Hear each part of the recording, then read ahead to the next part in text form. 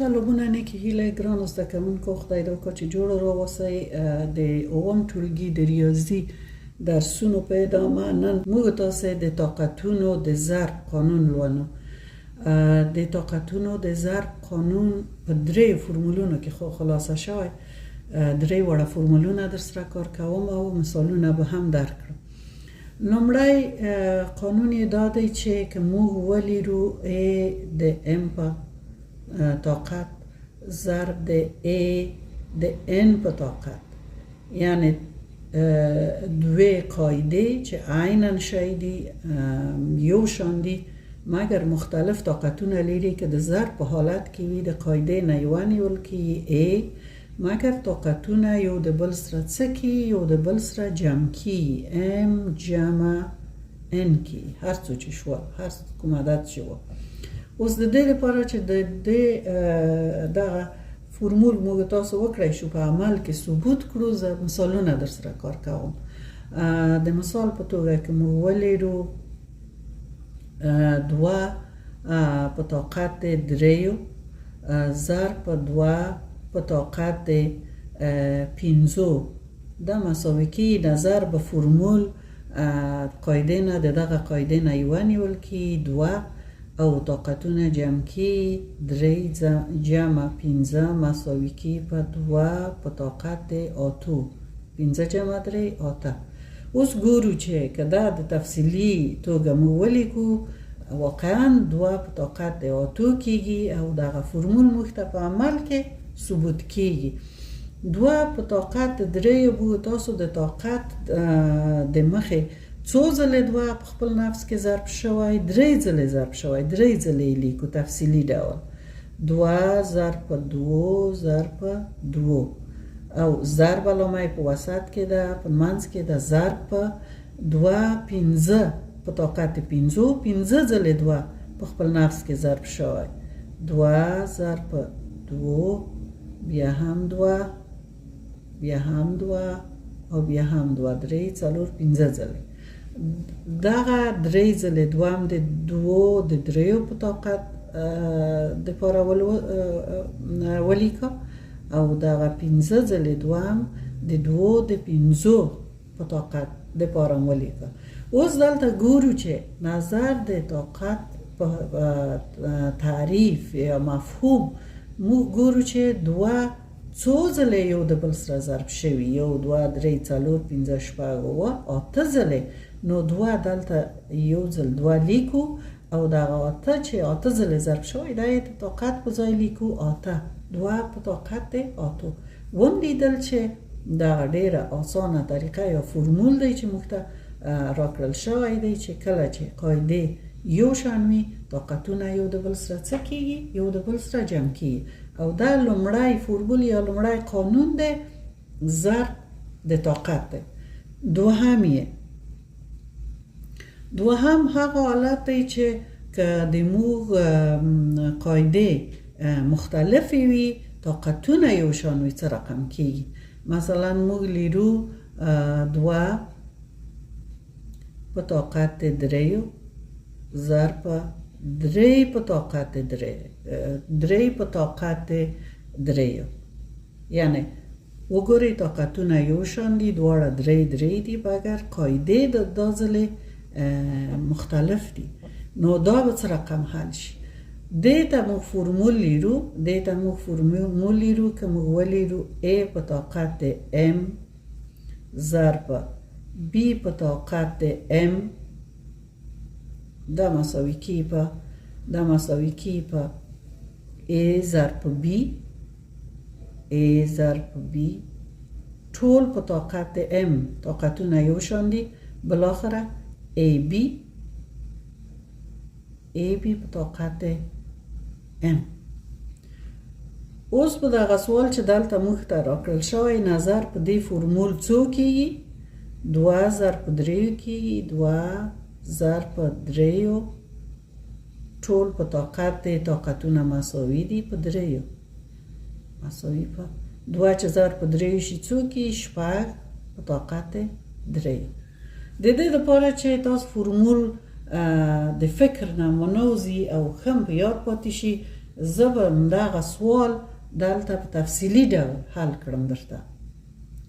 2 په طاقت 3 ضرب په 3 په طاقت 3 مساوي په څه کېږي؟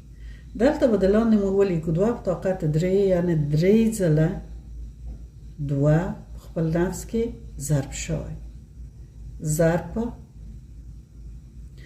3 په طاقت 3 یعنې 3 ځله 3 په خپل نفس کې ضرب شوی مساوي.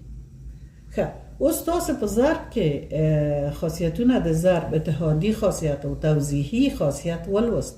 په توضیحي خاصیت کې تاسو پوهیږئ چې کله چې 2 قوسه د ضرب په حالت کې وي هر عدد د دغه قوس د دغه دوام قوس را د ضرب په حالت کې دی، یعنی دغه لومړی 2 د لومړي 3 سره ضربیږي، دوهم 2 د دوهم 3 سره او دریم یې د دریم عدد سره ضربیږي. نو موږ به بیل بیل د قوس کې ونیسو 2 ضرب 3 دا د یو قوس، 2 ضرب دوهم 3 2 ضرب 3 دا د دوهم قوس او 2 ضرب 3 بیا هم 2 ضرب 3 مساوي. خب اوس دلته 2 ضرب 3 په خپل قاعده شو، نو 3 قاعده مساوي دی یوه به ونیسو 2 ضرب 3 یوه قاعده به ونیسو. څو ځله د قاعده ضرب شوی په خپل نفس کې؟ یو ځله 2 ځله 3 ځله په طاقت څو؟ طاقت 3.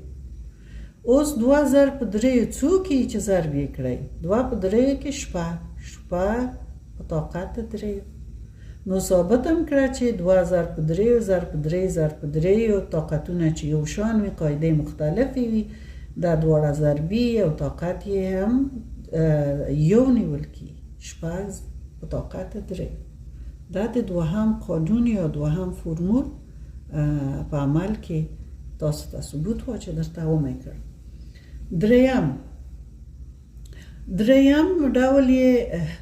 ډول یې داسې دی چې دریم فرمول یا دریم قانون یې که موږ ولیرو یوه قاعده په طاقت مثلا A په طاقت 2 ټوله په طاقت 3 یعنی 2 توانه ولیري، یعنی لومړی طاقت یې 2 دی، دوهم طاقت یې 3 دی. دا به څه رقم لیکل کېږي؟